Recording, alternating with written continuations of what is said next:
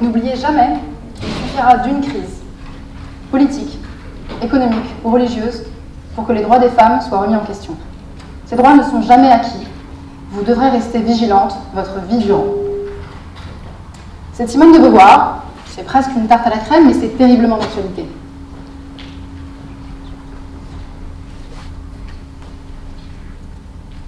Pourtant, j'ai choisi de m'engager sur ces thématiques. Ces thématiques qui m'intéressent depuis toute petite. Mais j'aimerais bien donner tort à Simone de Beauvoir. Parce que franchement, si le féminisme, c'est travailler sur les mêmes thématiques toute ma vie durant, alors le féminisme, ce n'est pas un engagement, c'est une tâche sisyphéenne. J'aimerais bien que cet engagement soit plus qu'une guerre froide, où il faut être sur le qui-vive en permanence. J'aimerais bien aussi qu'on arrête de décrédibiliser régulièrement le féminisme en le présentant comme une simple guerre des sexes. Au début, ce concept même de guerre des sexes, je m'y intéressais même pas. Pour moi, c'était un concept absolument absurde. Qu'est-ce que ça veut dire la guerre des sexes? Pas grand-chose. Oui, il y a une guerre des idées éventuellement, mais bon, rien de neuf sous le soleil. Et puis, à force d'en parler, d'en entendre parler, qu'on me demande dans un cadre personnel, professionnel, de prendre position sur cette thématique, je me suis dit que finalement, ça valait peut-être le coup d'aborder le sujet, ne serait-ce que pour le désamorcer. Je suis persuadée qu'il est absolument nécessaire de sortir de cette logique binaire, genrée, qui conditionne à la fois notre identité, mais aussi nos idées. On sera toujours en danger.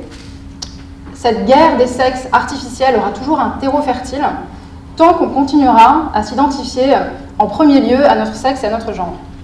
Alors sortir des stéréotypes, changer de mentalité, évidemment, ça passe par l'éducation.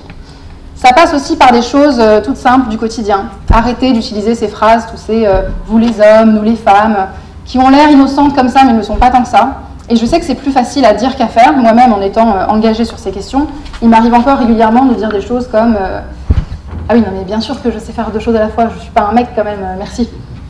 Donc voilà, gros cliché. Donc dire qu'il faut arrêter de genrer ce qui n'a pas besoin d'être genré, ça ne veut pas dire pour autant gommer les différences.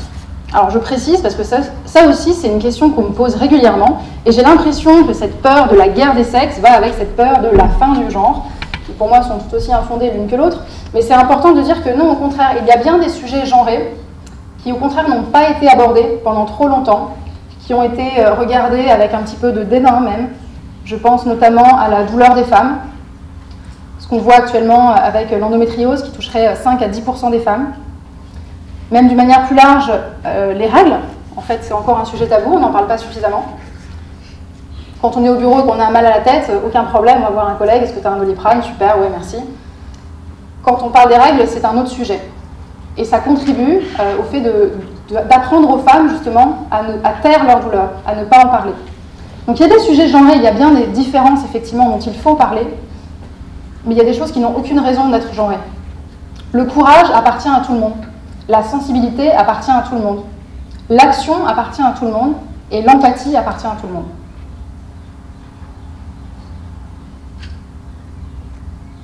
Sortir de ces stéréotypes genrés concernant nos identités va aussi nous aider à aborder les idées, et notamment le féminisme, avec une autre approche.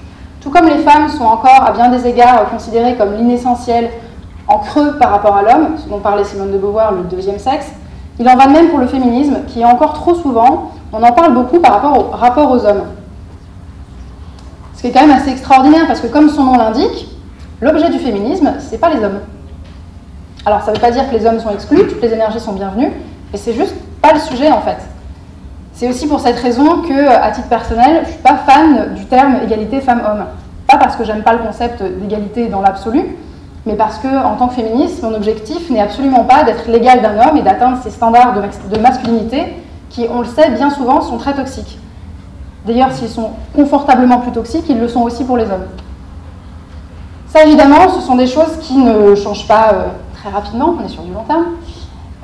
Au quotidien, quand on va sur quelque chose de plus court terme, je pense que c'est important aussi de remettre les choses dans le contexte. Le féminisme n'est pas une déclaration de guerre. C'est une demande pressante de paix. Vraiment, je ne veux pas la guerre, hein. Je veux juste qu'on me fiche la paix en fait.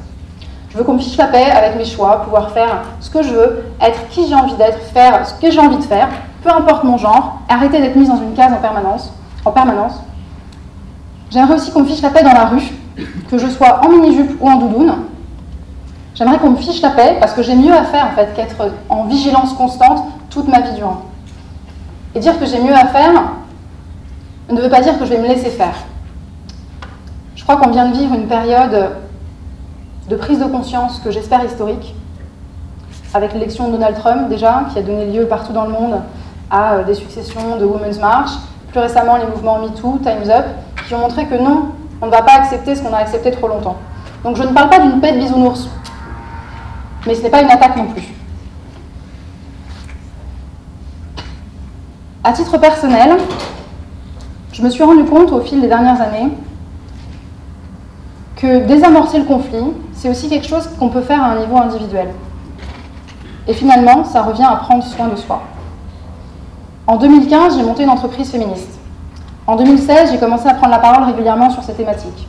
Depuis, je travaille régulièrement sur des projets créatifs, artistiques, engagés autour du féminisme. Bref, j'ai été féministe à plein temps, à mi-temps, le soir, le week-end. Ça a pris beaucoup de place dans ma vie. Et je me suis rendu compte de quelque chose, c'est une vraie leçon, qui est la suivante. L'important, finalement, ce n'est pas d'avoir raison, c'est de gagner. Et ce qui compte, ce n'est pas de gagner contre quelqu'un, mais de gagner tout court, ensemble et pour longtemps. Donc une fois qu'on a dit ça, ça nécessite de faire des concessions. Souvent même de mettre son orgueil de côté, sa sensibilité de côté. Et j'avoue, ça peut être frustrant. Ça peut même être excessivement énervant d'avoir un homme en face de soi qui se sent symboliquement agressé par les discours féministes qu'on tient depuis ces derniers mois, alors qu'il ne se rend probablement pas compte qu'il a en face de lui une femme qui a été agressée non pas symboliquement, mais agressée de tout court. Je rappelle qu'en termes de harcèlement dans les transports, c'est à 100%. Donc ça, c'est uniquement une agression minime, je ne parle même pas de toutes les autres, je pense que MeToo a fait le travail. Donc oui, ça peut être frustrant, ça peut être énervant, mais faire ces efforts, finalement c'est nécessaire, tout simplement parce que ça marche. En fait, la pédagogie fonctionne mieux que l'énervement. Et bien sûr, je suis consciente qu'encore une fois, les femmes subissent un double standard, où c'est moins évident, c'est moins accepté pour une femme de s'énerver, de faire preuve de véhémence, voire même parfois d'une forme de violence verbale. Mais malgré tout, c'est tout simplement les règles de la communication. À côté de ces activités féministes, je suis aussi communicante, donc j'essaye d'appliquer un peu ce que je dis dans ma sphère personnelle aussi. En fait, si je crie sur la personne en face de moi, que je lui explique par A plus B que c'est un crétin fini, qui ne comprend rien aux femmes, au féminisme, à l'avenir, je ne vais pas avancer, lui non plus, je vais sortir énervée, frustrée, je vais avoir perdu du temps, zéro avancement, et une perte de foi en l'humanité considérable. Pas génial. Donc l'idée, c'est vraiment de faire un calcul coût-avantage et de se dire, j'ai deux situations. Quand j'ai ce type de conversation qui se présente, soit je choisis d'y aller, parce que vraiment c'est important pour moi, parce que je sens, mon intuition me dit que la personne en face va être réceptive, même pas forcément être convaincue, mais au moins être dans l'échange. Ou si je ne le sens pas, reconnaître les personnes qui fondamentalement sont convaincues que de toute façon on ne pourra pas s'entendre, ou parce que je ne suis pas disponible émotionnellement, parce qu'être engagé c'est aussi fatigant, alors il vaut mieux ne pas y aller. C'est dans ce sens que je dis que c'est aussi prendre soin de soi, désamorcer le conflit. Et finalement c'est aussi très féministe que de dire « oui, je me fais passer en premier ». Et non, je ne vais pas m'éreinter même pour cette cause que je défends depuis toute petite. C'est d'autant plus féministe et d'autant plus important si cette cause, si Simone a raison, je dois la défendre toute ma vie durant. Merci.